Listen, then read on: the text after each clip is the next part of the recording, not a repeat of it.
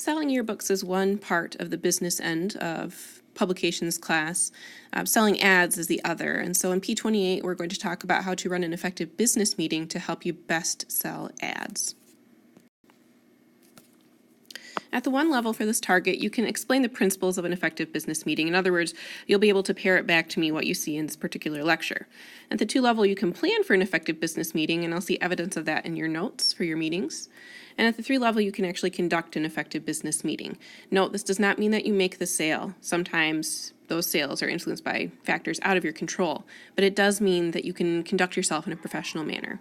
At the 4 level, much like an interview, you can conduct an effective business meeting and you can keep your source comfortable, and they'll report that back by using feedback forms. When you plan to make an ad sale, the important thing is to make sure that you arrange your visit beforehand. You don't want to just show up. You may not be able to talk to the proper person, usually the manager, and you want to make sure that you're talking to them at a time that's good for them so they're in a good mood and are more likely to buy. So before you visit, you'll want to make a phone call to set up a meeting. You'll want to call during appropriate hours, right? I mean, I wouldn't call during the rush hour for the business, and I also wouldn't call before or after business hours. You'll want to identify yourself, so you'll give your name, your reason for calling, and who you would like to speak with, and then you'll schedule an appointment. It might sound something like this. Hi, this is Mrs. Brayman calling from Dansville High School's publications staff, and I was calling to talk about ad sales to support our yearbook. Can I speak with the manager?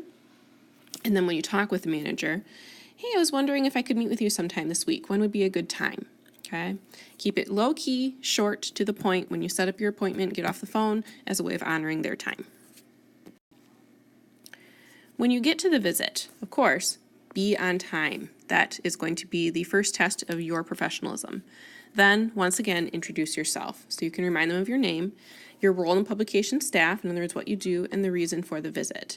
And this is going to go a little bit beyond just, I'm here to make an ad sale. You're going to want to tell them a little bit about why we need these ads, okay? So it might sound something like this. Hi, I'm Mrs. Brayman. It's really nice to meet you.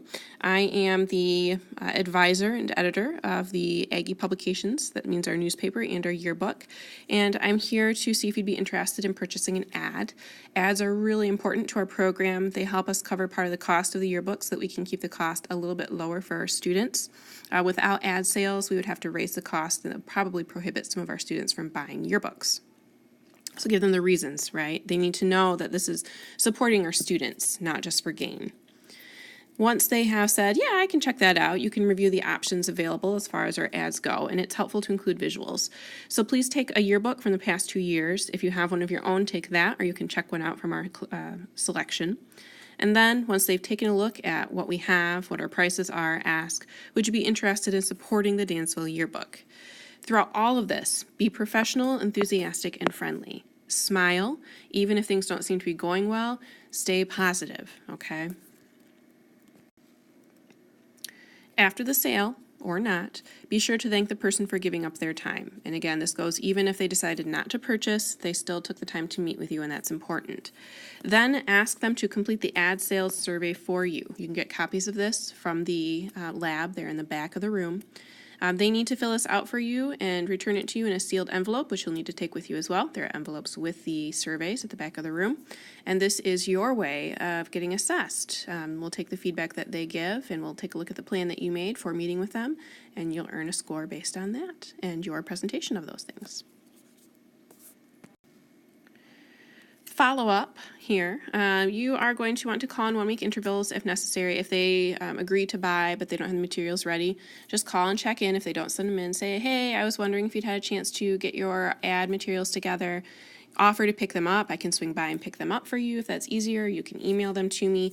Make it easy for them, just like we did in making the yearbooks easy to be purchased for our students.